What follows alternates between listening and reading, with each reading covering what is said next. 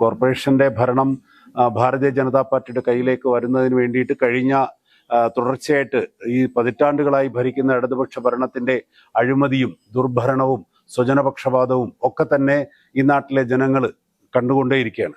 ആറ്റുകാൽ പൊങ്കാല തട്ടിപ്പുമായി ബന്ധപ്പെട്ട് തുടങ്ങിയിട്ടുള്ള കിച്ചൺ ബിന്നുമായി ബന്ധപ്പെട്ട് തട്ടിപ്പ് നടത്തിയിട്ടുള്ള, അതുപോലെ തന്നെ പട്ടികജാതി വികസന ഫണ്ട് തട്ടിപ്പുമായി ബന്ധപ്പെട്ട് നികുതി പണം തട്ടിച്ചു കൊണ്ടുപോകുന്ന ഉദ്യോഗസ്ഥരെ ഇടതുപക്ഷം സഹായിക്കുന്ന നിലപാട്, അങ്ങനെ ഈ നാടിന്റെ സമ്പൂർണമായിട്ടുള്ള വികസന പ്രവർത്തനങ്ങൾക്കൊക്കെ തന്നെ തടയിടുകയും അത് രാഷ്ട്രീയം നോക്കിയിട്ട് വികസന പ്രവർത്തനങ്ങൾക്ക് ഫണ്ട് കൊടുക്കുകയൊക്കെ ചെയ്യുന്ന ഒരു ദുർഭരണമാണ് കഴിഞ്ഞ 5 വർഷക്കാലം.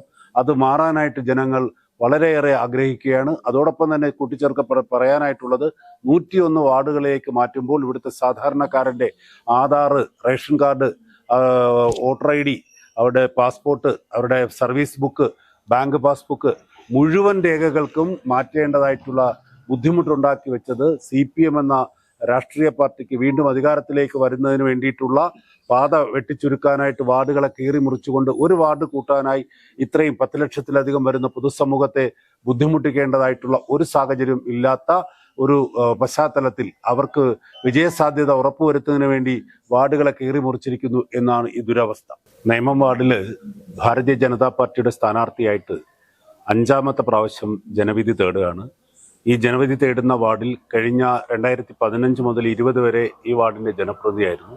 കഴിഞ്ഞ കൗൺസിലറും ശ്രീമതി ദീപിക തുടങ്ങി വെച്ചിട്ടുള്ള വികസന പ്രവർത്തനങ്ങളും കഴിഞ്ഞ സാമ്പത്തിക വർഷം അല്ലെങ്കിൽ ഒരു 5 വർഷക്കാലയളവിൽ കൊടുത്തിട്ടുള്ള കേന്ദ്രാവിഷ്കൃത പദ്ധതികൾ തന്നെ ഏകദേശം 150ഓളം വീടുകൾ കൊടുക്കാൻ സാധിച്ചു.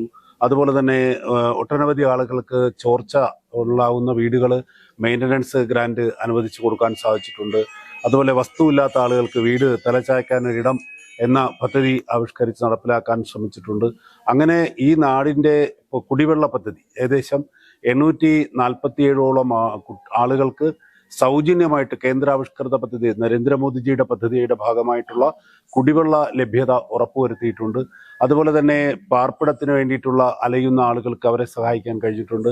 മരാമത്തുമായി ബന്ധപ്പെട്ട റോഡ് പണികൾ ഇന്ന് നഗരത്തിലെ 2000-ൽ കൂട്ടിച്ചേർക്കപ്പെട്ട പഞ്ചായത്തിന് ശേഷമുള്ള ഏറ്റവും കൂടുതൽ വികസനം നടപ്പിലാക്കാൻ സാധിച്ചിട്ടുള്ള ഒരു വാർഡായിട്ട് ഇന്ന് നേമം വാർഡ് മാറ്റപ്പെട്ടിരിക്കുകയാണ്. അതുകൊണ്ട് തന്നെ ജനങ്ങൾ വീണ്ടും ഭാരതീയ ജനതാ പാർട്ടി അംഗീകരിക്കും, വോട്ട് നൽകി വിജയിക്കും എന്ന് തന്നെയാണ് ഞങ്ങൾ പ്രതീക്ഷിക്കുന്നത്.